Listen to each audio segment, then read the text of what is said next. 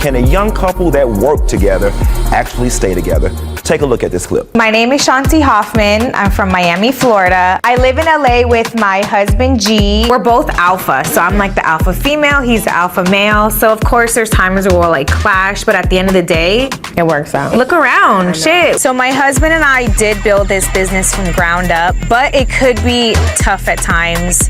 6 months later, we bought another truck and then another truck, and it was just like no turning back. Not that I think I know everything, I do know everything. We don't see eye to eye sometimes. I like to look at things my way, he likes to look at things his way. When I walked in, I saw people I haven't seen in a while, and they were like, Shanti, Shanti, Shanti. I was like, oh, hey. And I was like, I still got it. Shanti, on the show, you seem to really have it all. The family, the hustle, the husband, the connections, the lifestyle, and the life. How do you pull it all off? Honestly, the motivation right now is our kids. We're not even working anymore for us or for our kids or for our current bills.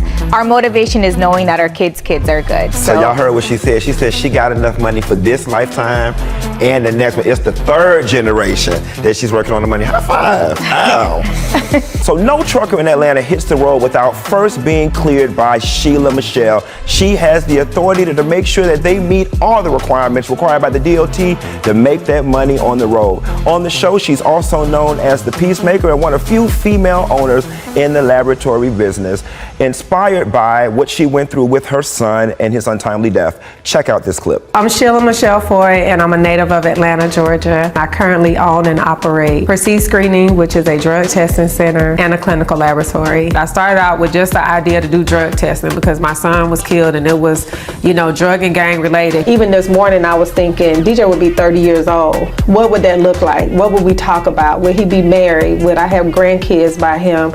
Michelle, with the loss of your son being your segue into the trucking business, do you ever feel a slight disdain or an anger for people who experience drug abuse?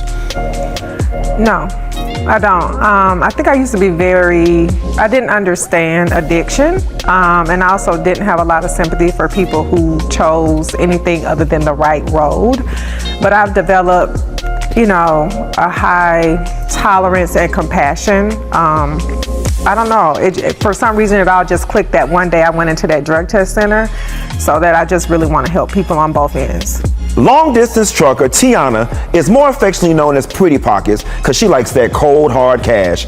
This mother of four is in her truck ripping up the road every day and arranging for other rigs to roll. Facing an upcoming trial, her friends and family have tried to persuade her to dump her long-term lover and co-defendant. Take a look. So when the feds came, I got indicted and I didn't even know that they were coming for me. I literally couldn't get out the bed for like a week. My kids are affected by the fact that their stepdad is incarcerated. What is trial? I don't know what that is. They're gonna decide, is she guilty or is she not guilty? Something you should know is that the co-defendant's lawyer, he missed his connection, so he's not getting in until like 9:40 in the morning. So we have to wait on him? We do. We cannot start without him.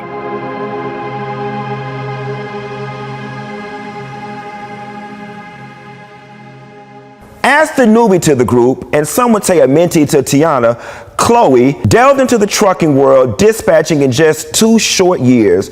With Tiana's looming federal court case, being new to the group and all of her personal issues, does Chloe have what it takes to be a part of this group? Casey and I, we go back. So when she reached out, I was just like, I'm absolutely in. All right, ladies, so did you guys ever think with so many different personalities that you guys would be able to pull this thing off?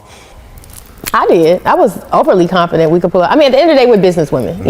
We're not going to commit to anything and waste time. If we're going to commit, we're going to show up. We're going to show up and put our best foot forward. So I knew. What about y'all? I think because we're so different that it works. Yeah, I would agree. Yeah. And I think that, we're grown. You know what I mean? Personally and professionally. And so when you have an assignment, you can just keep the alignment. It's just code. It's what you do. Yeah, I like that. You can keep the alignment. Okay. So speaking of alignment, and we see that Tiana's not here, and she's not aligned with you ladies right now. Coming into the show, did you guys know just how much legal trouble that she potentially was in? No, I was shocked. I was shocked, and to find out things kind of subsequently, I I felt the way, if I'm being honest. Like, I felt like me reading things in articles that I could have found out from her, like, I would have preferred to hear it from her mouth. Yeah, I was shocked. I just wish she had been more honest with us. Honestly, yeah, I wish she would have been more honest. I felt a little played. But I don't expect her. I mean, I honestly, I don't expect her to be.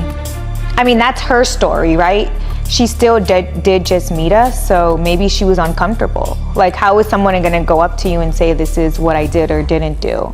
Maybe she was just rolling with the flow to see what happens. And Yeah, but I mean, she didn't just meet me. And I mean, over the course of doing this, once we knew it was an issue and you knew you were going to court, I just felt like there were things that I found out later. I just would have preferred to find out from her. Well, and I can understand that too, especially considering the fact that y'all were putting together something in the future. Right. And knowing that her future may not be the same as you guys' future, it would have made a little sense for her to be a little more honest.